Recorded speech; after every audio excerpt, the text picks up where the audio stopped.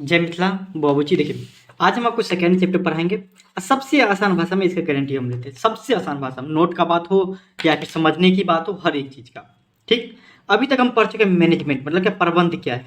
Management मतलब क्या, किसी भी काम को मैनेज करना मैनेजमेंट कहलाता है। बात खत्म। किसी भी काम को मैनेज करना मैनेजमेंट कहलाता है। ठीक ना, किसी भी काम को मैनेज करना मैनेजमेंट करना कहलाता है। लेकिन उस काम को जो मैनेजमेंट करेंगे, किसी भी काम को, हाँ, तो कुछ ना कुछ हमको रूल रेगुलेशन को फॉलो करना पड़ेगा। क्या, रूल रेगुलेशन सबका, कानून सबको मानना पड़ेगा। हाँ, उसी रूल रेगुलेशन का दूसरे चैप्टर में नाम दे दिया है क्या, प्रिंसिपल ऑफ मैनेजमेंट।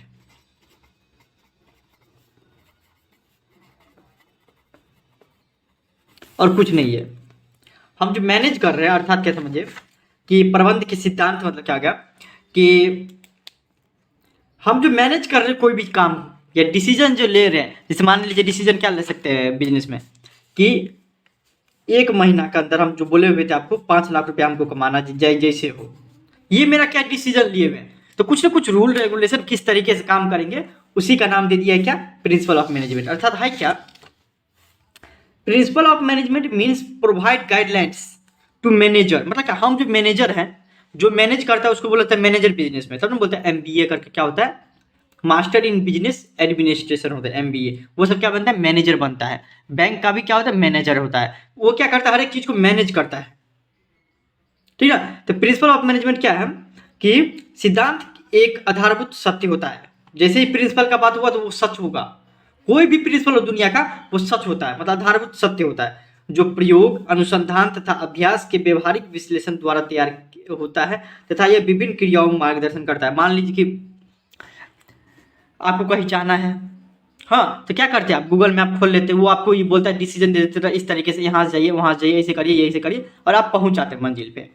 उसी तरीके से हम भी सोचे हुए थे 1 महीना 5 लाख कमाना है, तो किस तरीके से जाएंगे, किस तरीके से काम करवाएंगे लोगों से, किस तरीके से काम करेंगे, वो कैसे पता करे चलेगा हमको, तो प्रिंसिपल ऑफ मैनेजमेंट से पता चलेगा। ये हमको कुछ ना कुछ रूल रेगुलेशन दिखाता है। ठीक, और ये जो प्रिंसिपल ऑफ मैनेजमेंट अभी पढ़ेंगे, जैसे कि मान लीजिए कि थोड़ा देर के लिए मान लीजिए क्या बोलता है कि इसमें कि मान लीजिए आपके अंदर 5 गो आदमी काम करता है,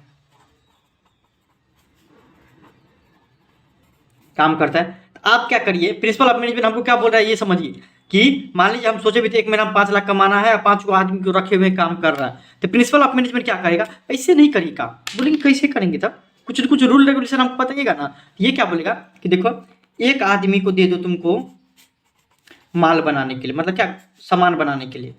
मान लीजिए कुरकुरे का कंपनी है, हमको कुरकुरे का, ठीक, एक आदमी दे दो किसके लिए, एक आदमी दे दो तुम किसके लिए दे दो, तो सेल्स करने के लिए, बेचने के लिए, उसका काम है बेचना थी सिर्फ। दो एगो आदमी दे दो किसमें, मार्केटिंग में। मान लीजिए कि इंस्टाग्राम पर रील उल बनाएंगे ना, उस आदमी सब ले दे दीजिए, ठीक ना। ये मान लीजिए ऑनलाइन सेल करेंगे, या फिर मान लीजिए कि ऑनलाइन एड वेड चलाएंगे, तो उस सब के लिए दे दो। मतलब क्या, आदमी को बांट दो। हमको कैसे पता चला, तो वो जो बताता है उसी को बोलते हैं प्रिंसिपल। अभी हम पढ़ेंगे, आपको ये प्रिंसिपल है। हम सोचे थे 1 महीना 5 लाख कमाना था, हमारा लक्ष्य निर्धारित था, डिसीजन लिए हुए थे, लेकिन किस तरीके से जाना है वो कौन बताता है, तो प्रिंसिपल बताता है। ठीक, वो कौन बताता है, प्रिंसिपल बताता है, प्रिंसिपल ऑफ मैनेजमेंट। अब प्रिंसिपल जैसे ही बात है ना, तो मतलब क्या, प्रिंसिपल मतलब होता है सिद्धांत। सिद्धांत ना प्रूव रहता है कि या तो मान लीजिए कोई आदमी अपने एक्सपीरियंस से दे दिया होगा सिद्धांत कि देखो बाबू 5 आदमी है तो तुमको आदमी को बांटना है, मान लीजिए कोई एक्सपीरियंस से दे दिया होगा, या कोई कहीं से पढ़ के दिया होगा। मतलब क्या, कॉमन सी बात है कि कोई एक्सपीरियंस से दिया होगा, या फिर मान लीजिए कोई आदमी उसको अप्लाई किया होगा और वो सही लगा उसको, तो वो एक सिद्धांत दे दिया कि बाबू देखो 5 आदमी रहेगा तो इस तरीके से काम करना, जो कि आगे पढ़ेंगे तो आपको और क्लैरिटी आते जाएगा। ठीक, आप एक सब वर्ड में समझिए कि मैनेजमेंट जो मतलब कि हम मैनेजमेंट मतलब क्या, किसी भी काम को मैनेज करना मैनेजमेंट कहलाता है। ठीक है, प्रबंध कहलाता है। तो किस तरीके से करेंगे, वो गाइडलाइन पता रहेगा तब ना, उससे बोलता है प्रिंसिपल ऑफ मैनेजमेंट। हमको क्या करता है कि वो गाइडलाइन प्रोवाइड करता है कि बाबू देखो इस दिशा में चलना है।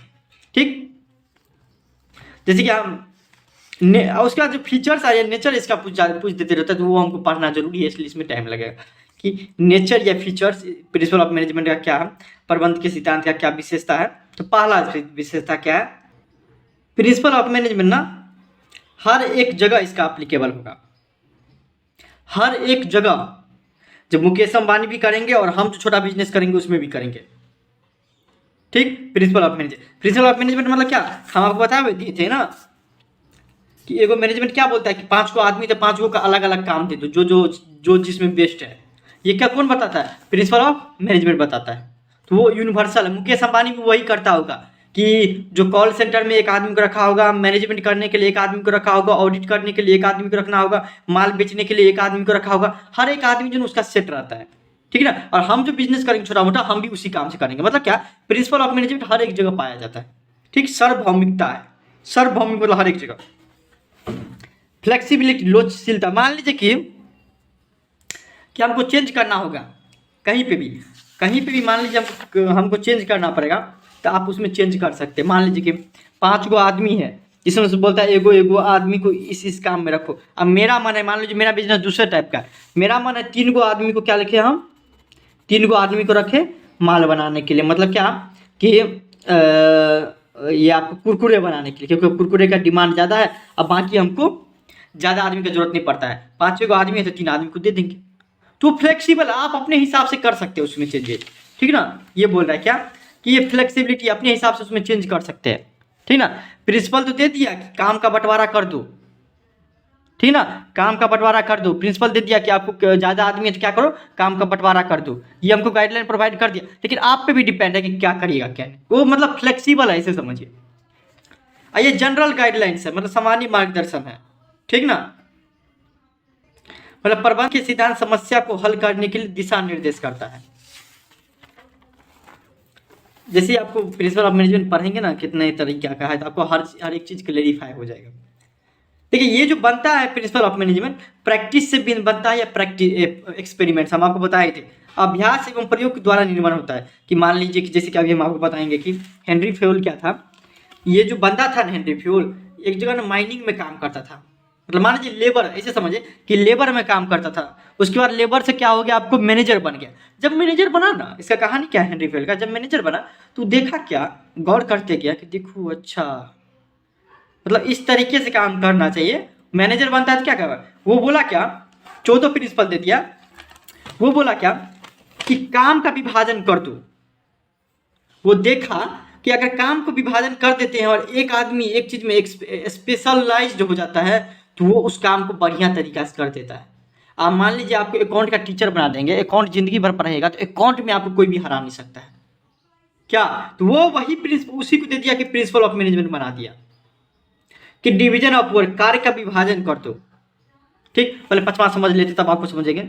Relation between cause and effect, मतलब क्या, the principal of management establish a relation between cause and effect, कारण एवं परिणाम के बीच संबंध है इनका। मतलब क्या, प्रिंसिपल ऑफ मैनेजमेंट बोलता है कि क्यों कैसे, अर्थात कारण तथा परिणाम। अर्थात मान लीजिए कि प्रबंध के सिद्धांत कारण एवं परिणाम के बीच संबंध स्थापित करते हैं। जैसे कि कार्य विभाजन, अभी हम पढ़ेंगे कार्य विभाजन। इसमें क्या बोलता है कि आदमी को ना अपने कार्य के हिसाब से बांट दो। जैसे ही बांटेंगे कार्य के हिसाब से, तो उस फील्ड में एक्सपर्टीज हो जाएगा। एक्सपर्टीज हो जाएगा ना, तो वो उस काम को बढ़िया तरीके से कर पाएगा। जैसे आपको बताइए ना कि आपको अकाउंट का टीचर बना देगा, तो आप अकाउंट में आपको कोई हरा नहीं सकता है। ठीक ना, अकाउंट का टीचर बना देगा, क्या हो जाएगा, आपके अकाउंट में कोई पढ़ा नहीं सकता है। हेनरी फ्यूल के बारे में समझिए कि ये 14 प्रिंसिपल दिया था प्रिंसिपल ऑफ मैनेजमेंट। हाँ, इसमें से आपको कम से कम 5 को याद करना ही पड़ेगा, जो कि एग्जाम में पूछते रहता है कि 5 को कम से कम याद करना पड़ेगा 14 में से। लेकिन समझना आपको 14 के 14 हुए हैं, एकदम आसान भाषा में लिखे हुए हैं हम। ठीक ना, अर्थात देखिए मैनेजमेंट क्या होता है, किसी भी काम को करने के लिए क्या, कोई भी काम करते हैं तो उसको क्या बोलते हैं, मैनेजमेंट करना। ठीक ना, कोई भी काम को मैनेज करना, हाँ, अपने तरीके से, उसको बोलते हैं मैनेजमेंट। उसको करने के लिए कुछ रूल रेगुलेशन फॉलो करना पड़ता है, उसी को बोलते हैं प्रिंसिपल ऑफ मैनेजमेंट। ठीक, उसी को क्या बोलते हैं, प्रिंसिपल ऑफ मैनेजमेंट, जो कि एक्सपेरिमेंट के द्वारा या प्रैक्टिस के द्वारा बनता है। क्या बनता है, प्रिंसिपल बनता है, सिद्धांत बनता है। इतना तक क्लियर है सब कुछ। अब एक बंदा है जिसका नाम था हेनरी फ्यूल। वो क्या हुआ कि 14 अपने प्रिंसिपल दिखा, जब अपने वो मैनेज करने लगा ना अपना, तो वो देखा कि अच्छा यहाँ गलती आ रहा है, यहाँ पे ये करना चाहिए। उस हिसाब से क्या कर दिया, वो प्रिंसिपल दे दिया। पहला क्या, डिवीजन ऑफ वर्क, मतलब कि काम के विभाजन कर दो। अगर किसी आदमी को मान लीजिए कि बढ़िया तरीके से केक बनाने आता है, तो उसको केक बनाने दो। बढ़िया तरीके से खाना बनाने आता है तो उसको खाना बनाने दो, मतलब कि काम का विभाजन कर दो। जैसे कि मान लीजिए कि बाइक बनाने के लिए चक्का अलग आदमी बनाता है, उसका स्ट्रक्चर अलग आदमी बनाता है, मोटर अलग आदमी बनाता है, इंजन अलग आदमी बनाता है, ताकि क्या हो, काम में प्रोडक्टिविटी बढ़े। ठीक, इसलिए तो बोलता है पहला काम ये कर दो, आदमी ज्यादा आपके पास है तो, कि डिवीजन ऑफ वर्क, काम का बंटवारा कर दो भाई साहब, काम का, कि तुम्हारा काम ये है, तुम्हारा काम ये, पहला काम ये कर दो। ठीक ना, अगर मैनेज कर रहे हो तब। ठीक, गाइडलाइंस ये दे दिया। दूसरा गाइडलाइंस क्या दिया, ऑथोरिटी एंड रिस्पॉन्सिबिलिटी। मान लीजिए कि कोई आपको रिस्पॉन्सिबिलिटी और ऑथोरिटी का पहले मतलब समझिए, ठीक ना, अधिकार और उत्तरदायित्व को। उत्तरदायित्व मतलब क्या होता है कि आपको दे दिए, बोले कि 90+ लाना है, ये आपको रिस्पॉन्सिबिलिटी दे दी है। रिस्पॉन्सिबिलिटी मतलब उत्तरदायित्व दे दिए कि आपको 90% लाना है, लेकिन आपको कोई अधिकार ही नहीं दिए कि आप एक कोचिंग पढ़िएगा, सेल्फ स्टडी करिएगा, कोई यूट्यूब से देखिए, कुछ नहीं करना है, लेकिन आपको 90+ लाना है। तो ये संभव हो सकता है नहीं ना। हम आपको रिस्पॉन्सिबिलिटी दे दिए कि 90+ लाना है, लेकिन उसके लिए जो जो चीज का जरूरत पड़ता है, अगर आप उसको हम बोलेंगे उसका इस्तेमाल नहीं करिएगा आप, तो अथॉरिटी का, इसका मतलब क्या, अथॉरिटी आपको नहीं दिए। समझिए बातों को।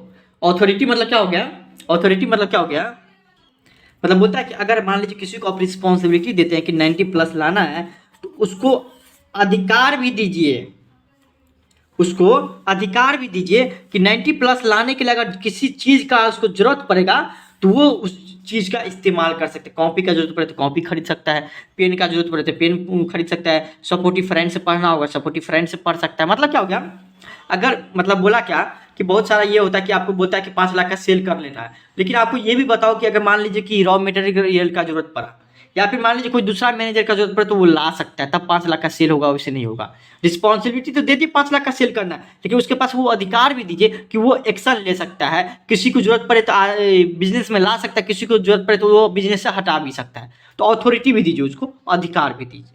ठीक, ये हो गया। तीसरा दिए प्रिंसिपल ऑफ डिसिप्लिन। मतलब क्या कि अनुशासन का सिद्धांत क्या है। इस सिद्धांत के अनुसार अच्छे नेतृत्व एवं सामान्य नियम का पालन करना, ताकि संस्था में अनुशासन कायम रखा जा सके। देखिए तीसरा कौन सा प्रिंसिपल दिया कि हेनरी फेल ना, कि टाइम पे आओ टाइम पे जाओ,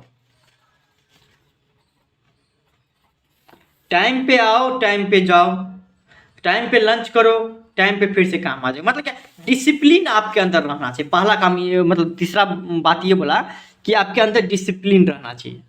ठीक ना, बिना डिसिप्लिन के कोई भी काम नहीं होता है। तब हमने देखते हैं स्कूल सब में भी क्या होता है, आपको टाइम पे बोलता है आने के लिए, टाइम पे आपको बोलता है क्या करने के लिए, स्कूल जाइए, टाइम पे आपको प्रार्थना करिए, हर एक चीज़ क्या होता है टाइम पे। ठीक ना, तो ये होता है प्रिंसिपल ऑफ डिसिप्लिन। जैसे मान लीजिए कि आपको बोलेंगे 90+ लाने के लिए, लेकिन आप 90+ 5 साल में लगेगा तो होगा नहीं ना। डिसिप्लिन रहना चाहिए कि आपको 1 साल के अंदर पढ़िए, सब कुछ जो जरूरत है उसका इस्तेमाल करिए, जिस टीचर से पढ़ना है पढ़िए, जहाँ से नोट बनाना है बनाइए, लेकिन आपको लाना है। तो डिसिप्लिन रहना चाहिए आपको, 1 साल के अंदर करना चाहिए। आप तो बोलिएगा कि हमको तो बोले हुए थे 90+ लाए तो, लेकिन 5 साल होगा, डिसिप्लिन के अंदर रहना पड़ेगा। तो ये बोला। यूनिटी ऑफ कमांड दिया हुआ क्या, आदेश की एकात्मक। मतलब क्या हो गया कि एक आदमी मालिक रहना चाहिए, मतलब एक आदमी से ये आपको कमांड मिलना चाहिए। अर्थात कि मान लीजिए कि शादी भी आप देखते होंगे, जो मैनेजमेंट करता है 3 को 4 को, फूफा हो गया, जीजा हो गया, बाप हो गया या भाई हो गया, तो हर एक आदमी अपना अपने रहता है कि एगो बोल देता है कि बच्चा बुआ जाके स्टेज सजाओ, तो एगो क्या आता है बोलता है स्टेज मत सजाओ, स्टेज खाना जा खिलाओ, तो वो सब बाकी है।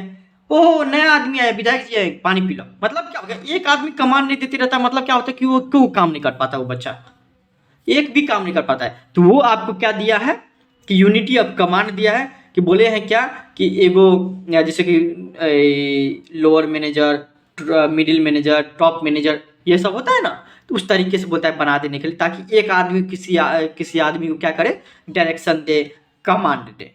ठीक ना, एक आदमी को कमांड देने वाला होना चाहिए और बाकी सब क्या करना है, काम करने वाला रहना चाहिए। ये भी रूल रेगुलेशन दिया हुआ है। सो ना जिसका मन हुआ वो आके कमांड दे देगा कि तुम ये करो तुम वो करो, तो बिजनेस नहीं चल पाएगा। ठीक है, एक आदमी मालिक रहना चाहिए। ठीक, यूनिटी ऑफ कमांड, ये आदेश की एकात्मक। यूनिटी ऑफ डायरेक्शन, मतलब यूनिटी ऑफ डायरेक्शन मतलब नाम से पता है, डायरेक्शन एक दिशा में जाना चाहिए। यूनिटी मतलब होता है एकात्मक, मतलब एक दिशा में जाओ। एक निर्देश का एकात्मक मतलब क्या कि हम सेट कर दिए थे क्या 5 लाख रुपया कमाना है 1 महीना में, तो मेरा भी मकसद यही होना चाहिए, अब मेरे अंदर जो काम कर रहा है 10 को, उसका भी मकसद वही होना चाहिए। मतलब क्या, निर्देश जो है ना एकात्मक रहना चाहिए। सो ना हम तो सोच लिए कि 5 लाख रुपया कमाना है, लेकिन वो सब बोल रहा है मेरा कौन सा कंपनी है, मेरा कौन सा बिजनेस है, जाने दोनों कुछ हो, हमको तो काम करने से मतलब है, धीरे धीरे काम करेंगे। तो ये नहीं हो सकता है, इसको हटाना पड़ेगा आपको, ठीक ना। फिर आता है कि आपको 6 नंबर में subordinate of individual interest to general, सामूहिक हितों के लिए व्यक्तिगत हितों के का समर्पण करना है। मतलब क्या हो गया आपको, according to this principle the interest of an organization should take priority. देखिए हमारा मकसद क्या रहता है बाबू, देख लीजिए आपको कि हमारा मकसद क्या होता है। मतलब आदमी लालची होता है, जो बात है आदमी लालची होता है।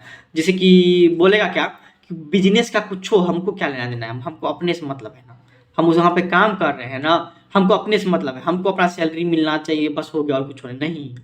ये आपको दिमाग से हटा लीजिए। पहला काम, छठा में क्या बताया हुआ था कि आपको प्रिंसिपल दिया कि हर एक आदमी का उद्देश्य ना, पहला ये रहना चाहिए, ऑर्गेनाइजेशन का उद्देश्य रहना चाहिए।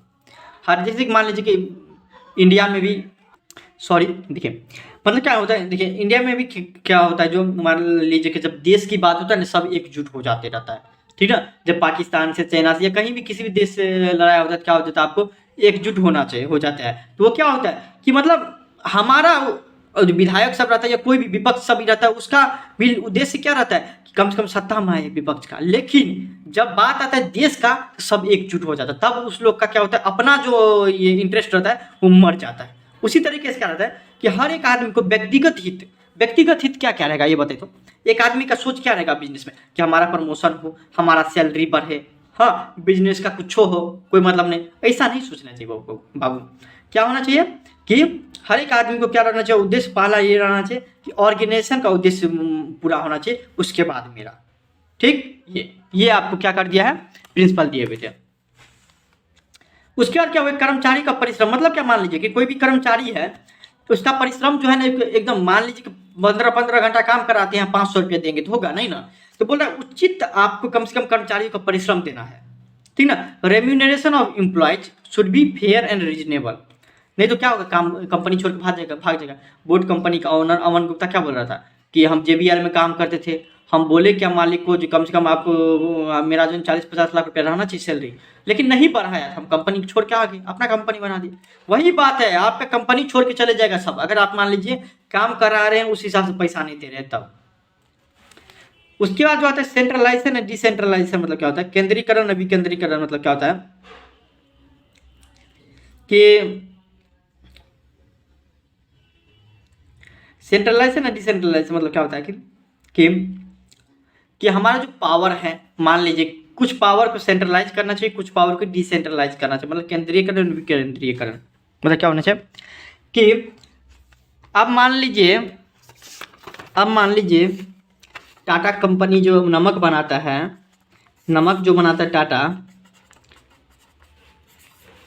टाटा कंपनी का क्या है नमक बनाने का, आप समझिए कि रतन टाटा मान लीजिए सबसे ज़्यादा बड़े हैं, रतन टाटा। अगर मान लीजिए यहाँ पे हम समुद्र किनारे से क्या करते हैं, नमक लाते हैं और फैक्ट्री में भेज देते हैं। अब मान लीजिए समुद्र किनारे वाला जो है मतलब 1-2 दिन के लिए हड़ताल कर दिया, तो क्या करेगा, डायरेक्ट इसका जो मैनेजर होगा वो डायरेक्ट कहाँ चले जाएगा, मुकेश अंबानी से मिलने। नहीं ना, यहाँ से 4-5 गो स्टेप पूरा करना पड़ेगा, उसके ऊपर जो हम सुपरवाइजर रखे हैं, जो यही देखता है कि नमक आया कि नहीं, अब वो डायरेक्ट रतन टाटा से मिलेगा नहीं मिलेगा। उसके लिए क्या बनाए हुए आपको, चेन फॉलो करना पड़ेगा। अर्थात क्या आपको करना है, हम उसके पास इतना अधिकार दिए हैं, अधिकार दे देता है मुकेश अंबानी, सॉरी रतन टाटा, कि वो फैसला यहाँ पे खुद ले सकता है। छोटा मोटा है तो खुद फैसला ले सकता है। मान लीजिए एगो आदमी मर गया तो वो फैसला खुद ले सकता है कि कंपनसेशन तो 2 लाख रुपया देना है तो 2 लाख रुपया ये दे सकता है। सोना उसके लिए भी मुकेश अंबानी रतन टाटा के पास चले जाएगा नहीं। तो क्या वो बोल रहा है कि कुछ पावर को क्या करता है, अपने पास रखता है, उसको बोलता है सेंट्रलाइजेशन करना, केंद्रीयकरण करना कुछ पावर, और बाकी जो पावर है डिसेंट्रलाइज कर देते रहता है, डिसेंट्रलाइजेशन। जबकि बड़ा कंपनी डिसेंट्रलाइजेशन का पे ही चलता है, डिसेंट्रलाइज। आप मान लीजिए आपको कोई दिक्कत होगा तो क्या मुकेश अंबानी से कहने चले जाएगा जियो सिम में, या जियो सिम में आप काम में कर रहे हैं तो इसका मतलब क्या कंपनी में, तो आप क्या डायरेक्ट मुकेश अंबानी से मिल लीजिएगा, नहीं ना। तो वही होता है कि कुछ ना कुछ पावर दिया रहता है आपके ऊपर वाला को, वो एक्शन ले सकता है, ठीक ना। तो ये होता है आपको। तो सेंट्रलाइज से डिसेंट्रलाइज नहीं होता कि आप अपनी जो पावर है वो आपको डिसेंट्रलाइज भी करिए जरूरत पड़ने पे, ठीक ना। मतलब क्या विकेंद्रीकरण, विकेंद्रीकरण, केंद्रीयकरण मतलब एक जगह इकट्ठा करना, विकेंद्रीकरण मतलब क्या 2-3 आदमी के पास पावर देना, डिसेंट्रलाइज कर देना, ठीक। तो ये होता है कि आप अपने पावर का जरूरत पड़े तो डिसेंट्रलाइज भी करें, दूसरे आदमी को भी अपना अपना पावर देना चाहिए, ठीक। ये है स्केलर चेंज। मतलब क्या हो गया, सोपन श्रृंखला क्या दे दिया कि मान लीजिए कि आपको जैसे बोले हुए थे रतन टाटा से मिलना है तो डायरेक्ट आप नहीं मिल सकते हैं। एक आदमी मर गया तो इसका मतलब क्या आप रतन टाटा से मिलने चले जाइएगा, नहीं ना।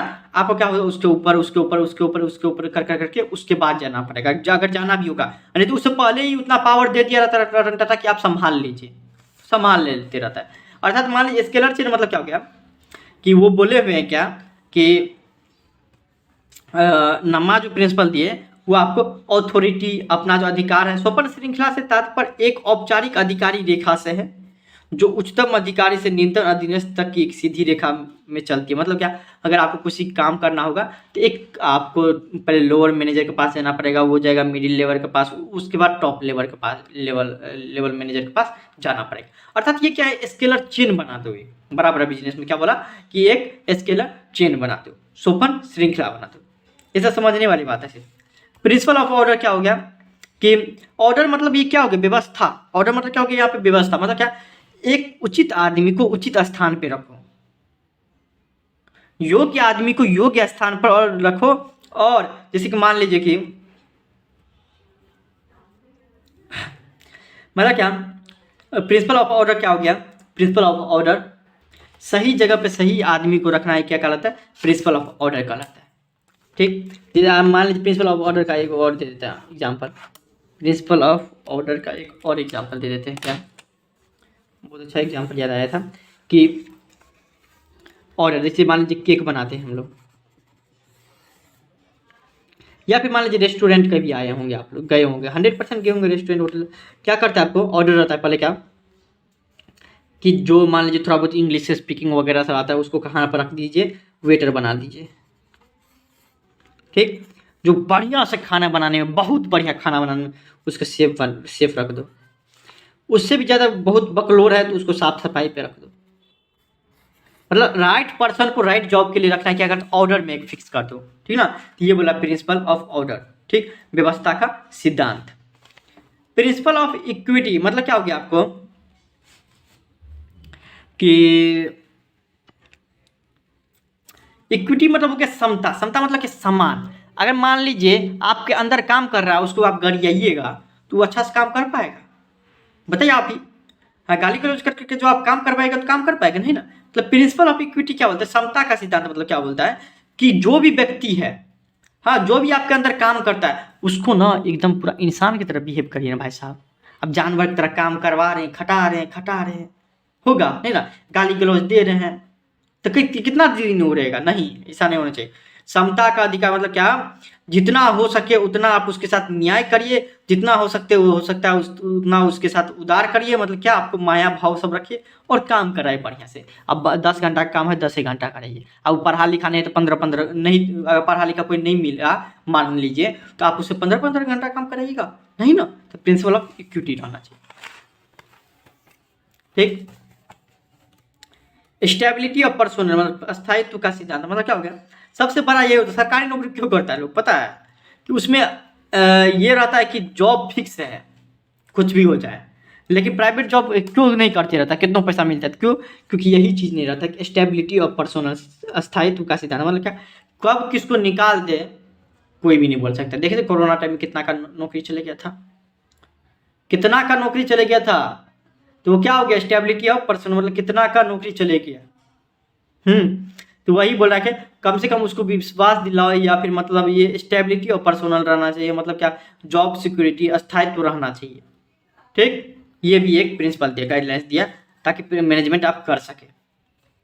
प्रिंसिपल ऑफ इनिशिएटिव मतलब क्या, पहल क्षमता का सिद्धांत क्या हो गया, वो हो गया आपको कि अगर मान लीजिए किसी के पास उतना दिमाग है, लेबर भी है, या फिर मान लीजिए किसी के पास उतना दिमाग है कि वो मैनेजमेंट कर सकता है, या फिर मान लीजिए कि आप एक लोग मूवी देखे होंगे गब्बर इज बैक या ऐसे ही कुछ है, तो वो जो पुलिस जो रहता है इसमें छोटा सा पद रहता है पुलिस का, वो रहता है जो कपिल शर्मा शो में ना ये बनता है डॉक्टर, वही रहता है, उसको सब लोग डांट देते रहता है। जैसे ही वो बोलता है कि हम गब्बर के बारे में थोड़ा जानते हैं, इस तरीके से काम करना, तो डांट देता था। लेकिन जब एगो आदमी आता है बड़ा, ये आपको शायद डीओ या ऐसे मतलब कुछ हो रहता है, मान लीजिए कि डीएम रहता है, वो आता है, वो उसका बात समझता है और क्या कर देता है, आपको उसके बात पे चलता है, तो वो गब्बर पकड़ा जाता है।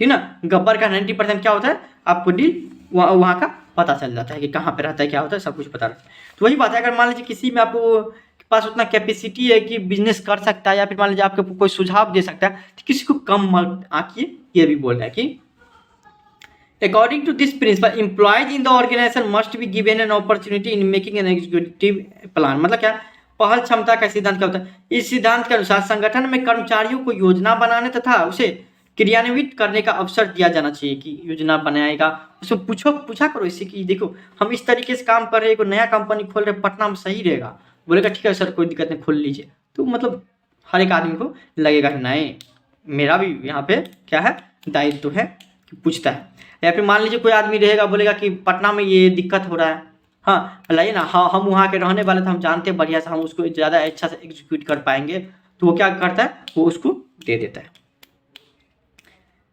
अंतिम क्या है, स्पिरिट डे कोर्स। इतना पढ़ने का जरूरत नहीं, समझ लीजिए बस, बात खत्म। ठीक ना, 5 को पढ़िए बस, हो गया, उससे ज़्यादा नहीं याद करिए। लेकिन एगो दूगो जो है याद कर लीजिए, क्योंकि 1-2 नंबरी में पूछ देते रहता है, तो आपको समझ में रहना जरूरी है।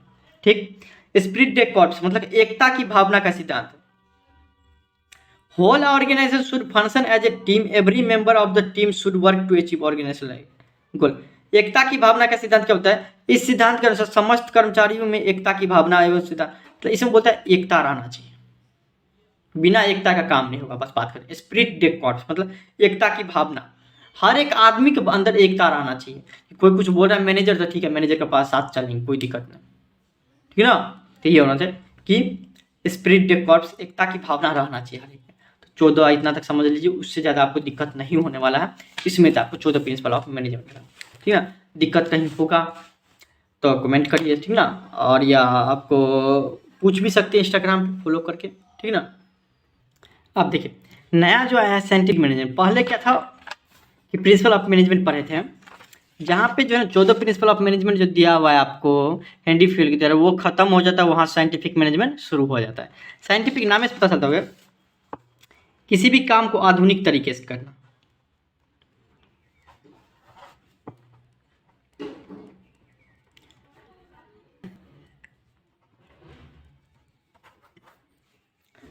पहले क्या होता था, कोई भी काम करना है तो वही ओल्ड टेक्निक से करते रहो। जैसे मान लीजिए कहीं भी जाना भी था तो पैदल चले जाओ। हाँ, एक एग्जांपल देते हैं, पहले होटल या रेस्टोरेंट कैसे चलता था ये बताते हो। रेस्टोरेंट वगैरह जब जाइएगा ना तो हर रोज आपको अलग अलग टेस्ट मिलेगा, मिलता अलग अलग टेस्ट मिलता, पहले अलग अलग टेस्ट मिलता।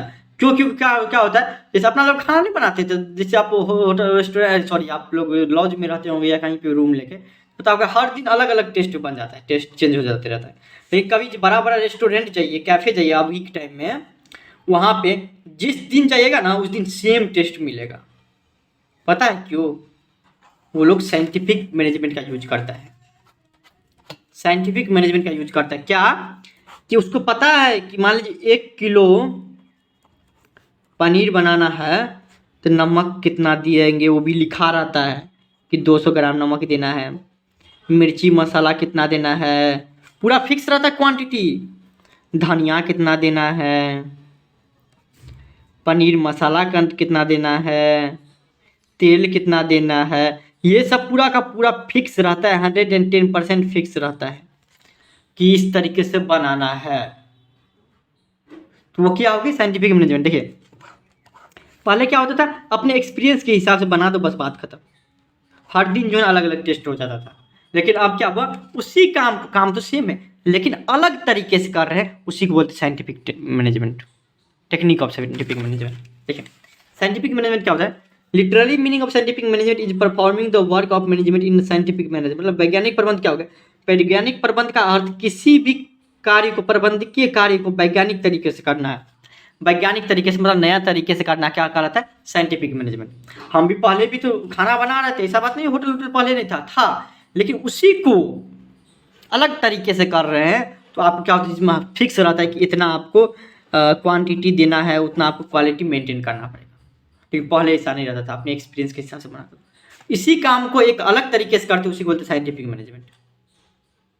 ठीक, तो यहाँ पे क्या हो गया, एक और बंदा आ गया FW टेलर। साइंटिफिक मैनेजमेंट के बारे में बोला कि चलो कोई दिक्कत नहीं, कि क्या करना चाहिए कि क्वालिटी मेंटेन रखना चाहिए। चलिए दिया ना यहाँ पे कि इतना नमक, इतना मिर्ची, इतना धनिया, इतना, ये आपको साइंटिफिक मैनेजमेंट दिया, FW टेलर दिया ये। ठीक, ये कौन दे दिया था?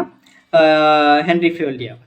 जो तो ये दिया होता ओल्ड टेक्निक से, और न्यू टेक्निक से कौन दे दिया है? FW Taylor. ठीक, ऑब्जेक्टिव में पूछते रहता, याद रखिएगा। यहाँ पे साइंटिफिक प्रिंसिपल के 4 को प्रिंसिपल दे दिया है। साइंटिफिक मैनेजमेंट के 4 को प्रिंसिपल दे दिया है। क्या प्रिंसिपल मतलब? क्या रूल रेगुलेशन, आपको समझने की जरूरत है, ये बस हो गया। ठीक ना।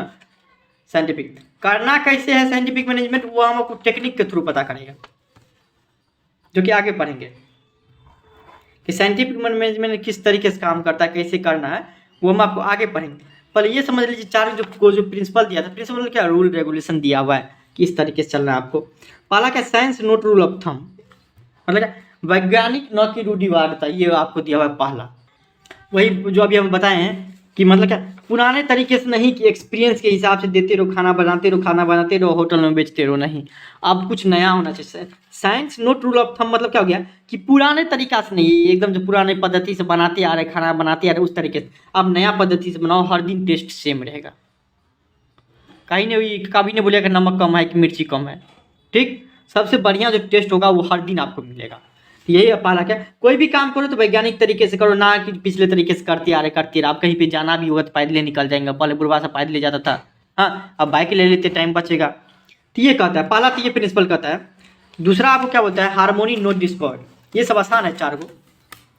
हार्मोनी नोट डिस्कॉर्ड मतलब क्या होगा? समन्वय न कि मतभेद, मतलब इस सिद्धांत के अनुसार सामूहिक क्रियाओं में संघर्ष या मतभेद के आधार पर आपस में समन्वय स्थापित करने का प्रयास होना चाहिए। मतलब क्या? According to this principle there should be complete harmony between the manager and worker. मतलब क्या? कोई भी काम हो रहा है, कुछ भी हो रहा है, तो मैनेजर और वर्कर के बीच क्या रहना चाहिए? आपको समन्वय रहना चाहिए कि मैनेजर क्या करे कि मालिक से पूछे, मैनेजर किससे पूछ के कोनो काम करे, लेबर से, लेबर किससे पूछ के करे? मैनेजर से, कि बाबू देखो ये काम हुआ है। ये जो प्रिंसिपल है ना, आपको सिर्फ समझने वाली बात है, असली चीज़ आपको टेक्निक है। ठीक, समन्वय न कि मतभेद, कोऑपरेशन नॉट इंडिविजुअल। जो पढ़े हैं पीछे में, उसी का दूसरा रूप दे दिया है ये। अब बोलते हैं साइंटिफिक तरीके से उसको करिए। 14 प्रिंसिपल दे दिए ना, उसी में से 4 को, 2 3 को उठा के दे दिया है।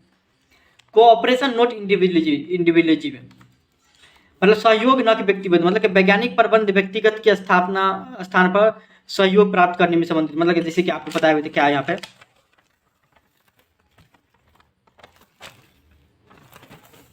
अंतिम में बताए हुए थे ना, स्पिरिट डेकॉर्ड्स, मतलब क्या आपकी पूरा का पूरा क्या रहना चाहिए? सहयोग रहना चाहिए। उसी का दूसरा नाम यहाँ पे दे दिया है क्या? Cooperation not individualism. बात बराबरी सेम है, एगो याद करिए एगो का, और दोनों में लिख सकते हैं। क्या बोलता है कि कोई भी काम करिएगा तो सहयोग से करिएगा, ठीक है ना। उससे पहले क्या बोलता है कि हर एक आदमी के पास समन्वय स्थापित रहना चाहिए, कोऑर्डिनेशन रहना चाहिए, ठीक है ना। कि पहले क्या करना पड़ेगा? पहले तुम जैसे कि मान लीजिए कि एगो बाइक बनाता है, तो तुम पहले टायर बनाओ, समन्वय रहना चाहिए। टायर बना के बाद इंजन बनाओ, हेडलाइट बनाओ, या कुछ भी, मतलब पहले ये, दूसरा में ये करना, तीसरा में ये करना, चौथा, मतलब हर एक बीच क्या रहना चाहिए? समन्वय रहना चाहिए। ये बनाया, ये इसको भेज दे कि इंजन बनाओ, ये उसको बोल दे ये माल यहाँ भेजा देगा, यहाँ पे क्या हो जाएगा? सब कुछ नया बाइक बन जाएगा। समन्वय रहना चाहिए, और एक दूसरे का क्या करना चाहिए? आदर करना चाहिए, और एक दूसरे का सहयोग करना चाहिए। सोने कि टायर तो बना दिए, टायर बना कर सो गए, नहीं, टायर बन गया, दूसरा भी टायर बनाओ। क्या रहना चाहिए? एक दूसरे पे सहयोग रहना चाहिए। टायर बना के अपने पास मत रख दो, उसको इंजन वाला के पास भेज दो, ताकि इंजन वहाँ पे टायर, इंजन और जो स्ट्रक्चर रहता है बाइक का, लोहा हुआ, उसके साथ इंजन सेट हो, ठीक है ना, उसको भेज दो। जैसे मान लीजिए कि जैसे बाइक का अथी हो गया ना, स्ट्रक्चर, जो भी होता है स्ट्रक्चर बाइक का, उसमें इंजन सेट होगा ना तो उसके पास भेज दो, ये होता है, मतलब समझ में रहना चाहिए। Development of workers to their greatest efficiency and prosperity, मतलब क्या हो गया, प्रत्येक व्यक्ति का अधिकतम कुशलतम एवं सफलता का तक विकास होना चाहिए। बस वही बात जो अभी हम पढ़ाए हुए हैं उसी को दे दिया है, ठीक ना। सिर्फ एगो चेंजेस कहाँ पे है कि science note rule of thumb ये दिया है कि कोई भी काम है उसको आप किस तरीके से करिए, नए तरीके से करिए। प्रत्येक व्यक्ति का अधिकतम कुशलतम एवं सफलता तक विकास होना चाहिए, मतलब क्या, हर एक आदमी का विकास होना चाहिए, मतलब क्या, इस सिद्धांत के अनुसार प्रत्येक व्यक्ति का चयन उसकी कार्यकुशलता, कार्यकुशलता, योग्यता एवं रुचि के आधार पर किया जाना चाहिए। सही बात है। अब मान लीजिए किसी को माल बेचने में इंटरेस्ट है, अब उसको हम क्या किस में दे देंगे कि सेल्स डिपार्टमेंट से हटा के आप बोलेंगे तुम अकाउंटिंग का काम करो, कर पाएगा बढ़िया से? नहीं कर पाएगा। और कोई मान लीजिए अकाउंटिंग का काम जानता है, उसको हम बोलेंगे तुम माल बेचो, तो होगा नहीं ना। तो वही बोला क्या कि जो जिसमें बेस्ट है ना उसको वो काम दे दो, ठीक, ये यही बोलता है। अब जो लास्ट टॉपिक जो पढ़ने वाली है वो आपको technique of scientific management. Technique क्या होता है हमको तो समझ में नहीं आता है, टेक्निक क्या होता है बाबू? टेक्निक का मतलब ही क्या होता है ये पहले समझिए कि आपको मैनेजमेंट करने के लिए, मैनेजमेंट जो करेंगे ना अभी अब आपको साइंटिफिक तरीका से, मतलब नया तरीका ऐसे समझिए, नया तरीका से जो हम मैनेजमेंट करेंगे उसके लिए, मैनेजमेंट करने के लिए कुछ ना कुछ मेथड का जरूरत पड़ेगा, कुछ ना कुछ टूल का जरूरत पड़ेगा, मतलब किस तरीके से करें।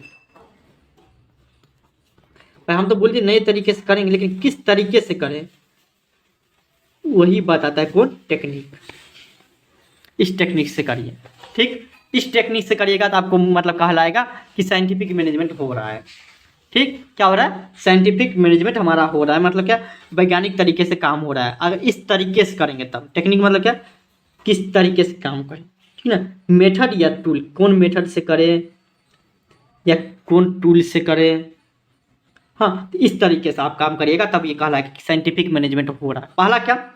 फंक्शनल फॉर्मेंशिप, क्रियात्मक फॉर्मेंशिप, मतलब क्या, कोई भी आदमी है उसका चयन कार्य के आधार पर होना चाहिए। हम आपको बताए हुए थे कार्य के आधार पर होना चाहिए कि कोई आदमी मान लीजिए कि माल बेचना जानता है तो उसको माल बेचने में दे देंगे, कोई आदमी मान लीजिए कि सेल्स करना, माल बनाना जानता है तो माल बनाना में दे देंगे, माल बेचना जानता है तो बेचने में दे देंगे, मार्केटिंग करना जानता है तो उसको मार्केटिंग में दे देंगे। पहला काम यही है साइंटिफिक तरीके से करने के लिए, कि जो कि पिछले में ही पढ़े हुए थे 14 प्रिंसिपल में भी, कि जो भी आदमी है उसको एक स्पेशलाइज कर दो काम में, ठीक है, कि वो इसी काम के लिए बना है।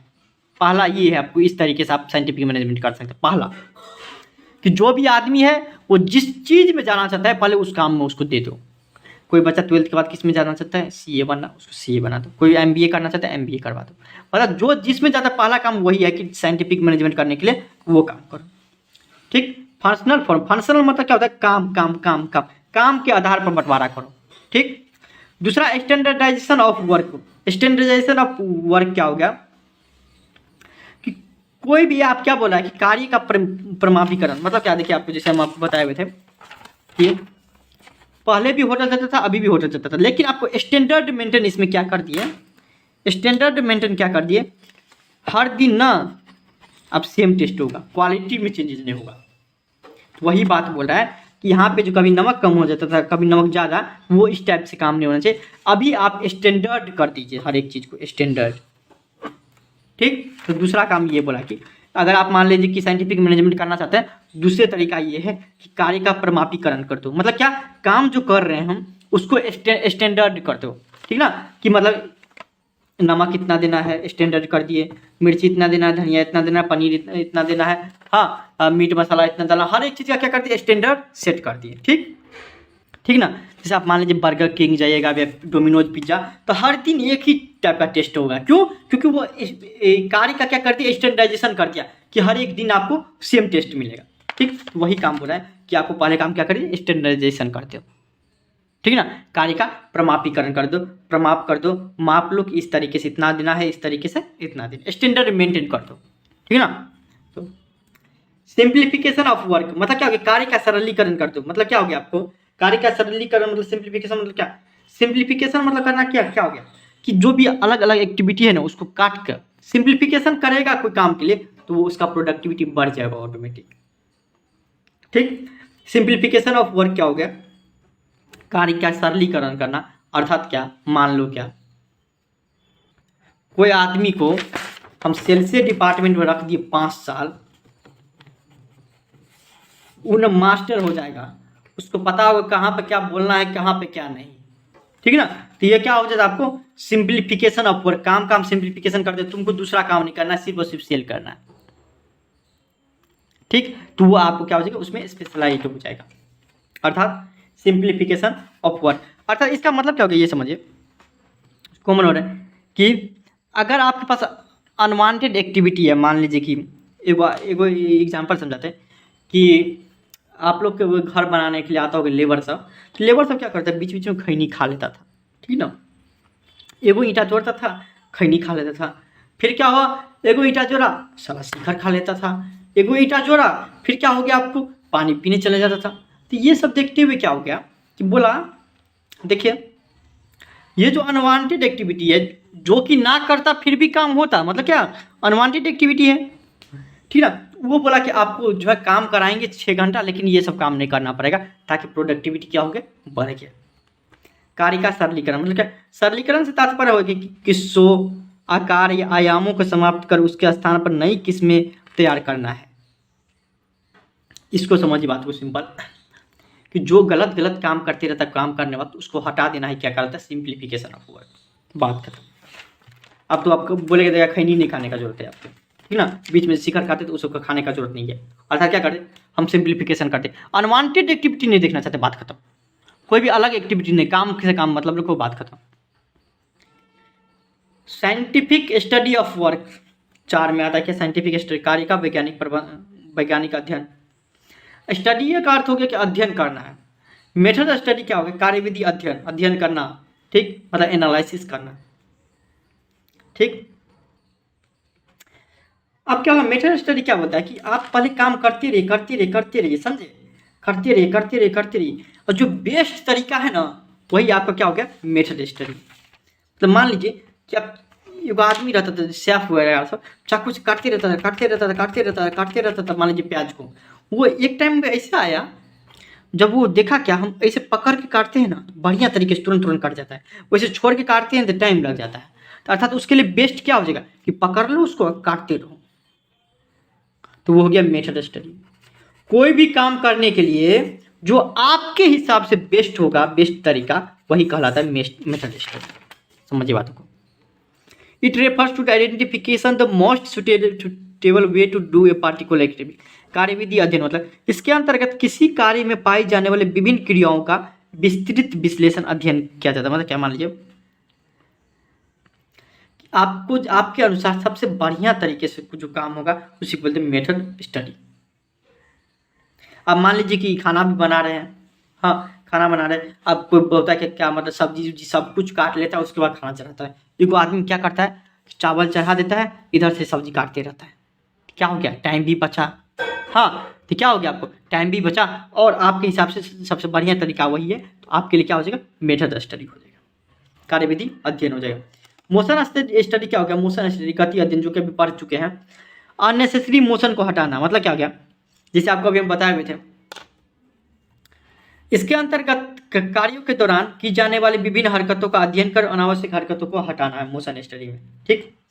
अब मान लीजिए एक वेयर हाउस है जहाँ पे मान लीजिए कि कुरकुरे बनता था, कुरकुरे बना के 10 मंजिल पे पहुँचाना पड़ता था, 10 मंजिल पे पहुँचाना पड़ता था। अब हम 2 आदमी को रखे हुए थे, चढ़ता था 10 मंजिल, उतरता था, मतलब एक दिन में ज़्यादा पहुँचा नहीं पाता था क्योंकि थक जाता था। अब हम क्या कर दिए, उसी की जगह हम लिफ्ट लगा दिए, लिफ्ट लगाने से हमको क्या फ़ायदा हुआ कि अब 2 मिनट के अंदर सारे सामान पहुँच जाता है। हम अनवांटेड एक्टिविटी को हटा दिए ना, अब तुमको जाने का जरूरत ही नहीं है। उसी का स्टडी करते हैं, मोशन स्टडी बोला जाता है, ठीक। साइंटिफिक कोई भी काम करता है उसका साइंटिफिक स्टडी कैसे किया जाता है, इस तरीके से किया जाता है, ठीक ना, मोशन स्टडी। टाइम स्टडी नाम से पता चलता है कि कोई भी काम करने के लिए कितना टाइम, अगर मान लीजिए आपको 5 मिनट दिया हुआ है टाइम, तो 5 मिनट के अलावा आपको कितना टाइम लगता है, तो वो किसके थ्रू पता चलता है हमको, टाइम स्टडी के थ्रू, ठीक ना। किसमें, समय देखिए साइंटिफिक स्टडी जो कर रहे हैं, मतलब कि साइंटिफिक तरीके से कोई काम करना पड़ेगा। हाँ कोई काम जो कर रहे हैं उसका स्टडी जो करेंगे तो वो आपको 3-4 तरीके से स्टडी करेंगे, तब पता चलेगा अच्छा साइंटिफिक काम हो रहा है कि नहीं। टाइम स्टडी हो गया, टाइम कितना लग रहा है, कितना चाहिए, कितना लग रहा है कोई भी काम करने के लिए, ठीक ना, कितना टाइम लगना चाहिए, कितना टाइम लग रहा है, टाइम स्टडी वो किससे पता चलता है, टाइम स्टडी थ्रू। फैटिजियो स्टडी क्या बोलता है कि काम जो कर रहा है उसके बीच में क्या कर दीजिए, उस सबको थोड़ा रेस्ट दीजिए। टाइम में फैटिजियो स्टडी क्या, थकान अध्ययन क्या कहते हैं कि अध्ययन किया गया, उसके अंदर क्या बोला कि 4 घंटा काम करता है, उसके बाद उसको क्या कर दीजिए, टाइम दीजिए। देखिए आप देखे होंगे कि स्कूल सब में भी 3-4 पीरियड होता था ना, तो आपको रिसेस या आपको टिफिन के लिए, खाने के लिए टाइम देता था। क्यों? ताकि आपका दिमाग हल्का हो जाए। जैसे ही दिमाग हल्का होगा तो आप फिर से आप नए रास्ता में पढ़ सकिएगा, ठीक ना। कोई बोलता फैटिजियो स्टडी अध्ययन क्या, थकान अध्ययन, तो बता के चला कि मतलब बीच में आपको टाइम देना पड़ेगा, ठीक। मतलब साइंटिफिक तरीके से काम करिएगा, लेकिन आपको ये स्टडी जरूर करिएगा, तब आप साइंटिफिक तरीके से काम कर पाइएगा कि काम कितना टाइम होना चाहिए, कितना टाइम हो रहा है, ये पहला स्टडी करिएगा, पहला एनालिसिस आप ये करिएगा। फिर ना मान लीजिए कोई गलत अननेसेसरी एक्टिविटी है उसको हटा दीजिए, कौन सा बेस्ट तरीका है उस काम को करने के लिए, वो हो गया मेथड स्टडी। फैटिजियो स्टडी मतलब क्या हो गया कि काम के बीच में आप टाइम भी दीजिए ताकि वो बढ़िया से काम कर सके, ठीक ना। तो साइंटिफिक तरीके से काम करने लगते हैं, नया तरीके से, वैज्ञानिक तरीके से काम करने लगते हैं, उसमें जो अध्ययन किया जाता है, एनालिसिस किया जाता है, वो आपको 4 तरीके से किया जाता है, ठीक। 5वां क्या है, डिफरेंशियल वेजेस सिस्टम, मतलब क्या, विभेदात्मक कार्य मजदूरी पद्धति। इसके अंतर्गत मजदूरी समय के आधार पर न देकर कार्य के आधार पर, देखिए अभी आप भी लोग क्या हो गया कि आप लोग देखिए इंसेंटिव सुने होंगे नाम। इंसेंटिव मतलब क्या होता है आपको कि कोई भी बंदा है, आप वो कितना माल बेचा ना उसके आधार पर आप उसको पैसा दीजिए। ये नहीं जो 12 घंटा काम किया आपको 12 लाख का माल बेच दिया लेकिन आप 12,000 दे रही, वो नहीं। अगर 12 लाख का वो माल बेचता है तो 1 लाख रुपया उसको भी दीजिए या 50,000 रुपया दीजिए उसका। अर्थात क्या, विभेदात्मक कार्य मजदूरी पद्धति। इसके अंतर्गत मजदूरी समय के आधार पर न देकर कार्य के आधार पर देना चाहिए, ठीक है। टाइम के आधार पर नहीं, 12 घंटा काम किया तो 12 घंटा कितना होता, नहीं, आपको कितना काम किया उसके आधार पर दीजिए, तब ना आपको ज़्यादा काम करेगा। मान लीजिए कि हम 12 घंटा के लिए बोलेंगे तुम 12 घंटा काम करो, अब 12 घंटा में कितना काम करेगा, बोलेगा हमको 12,000 मिल भी करता है। वही हम उसको बोल देंगे कि 12 घंटा काम करो, लेकिन तुम अगर मान लो जो 5 लाख का माल बेच दोगे तो उसमें 20,000 तुमको दे देंगे, तो उसका काम करने का देखिएगा कितना स्पीड में करने लगेगा। तो साइंटिफिक तरीका यही सब हुआ काम कराने के लिए, ठीक है। मेंटल रिवोल्यूशन क्या होता है, change in the mindset, mental attitude of workers and management towards each other. मतलब मानसिक क्रांति क्या होता है, काम करा रहे हैं हम तो साइंटिफिक तरीका से काम करा रहे हैं, उसमें आपको मेंटल रिवोल्यूशन क्या होता है, मानसिक क्रांति क्या होता है बाबू साहब, कि कोई भी आदमी काम कर रहा है उसमें कि शारीरिक के साथ साथ दिमाग भी चेंज होना चाहिए कि वो जो काम कर रहा है वो अच्छा काम कर रहा है, उसमें उसका स्कोप है, ठीक ना। तो मेंटल रिवोल्यूशन ये कहता है क्या कि आपको, जैसे कि मान लीजिए कि पहले क्या पढ़ता था, जाओ स्कूल से पढ़ के आओ, होमवर्क बनाओ, बस बात खत्म। अब क्या हो गया, ऑनलाइन भी पढ़ सकते हो। तो किस में चेंज हो गया, उसके मेंटल में चेंज हो गया, तब ना कर रहा है साइंटिफिक स्टडी।